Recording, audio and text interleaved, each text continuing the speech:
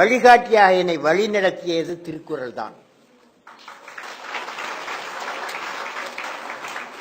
எனக்கு பிடித்த ஒரு திருக்குறள் என் வாழ்விற்கு வளம் கெடுத்தது. அதை கேளுங்கள்.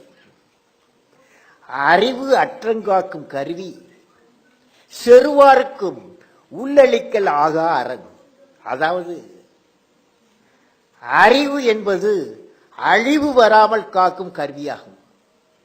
மேலும் பகைவராலும் அழிக்க முடியாத உள்ளரணும் கோட்டையாகும், போர்ட்டாகும்.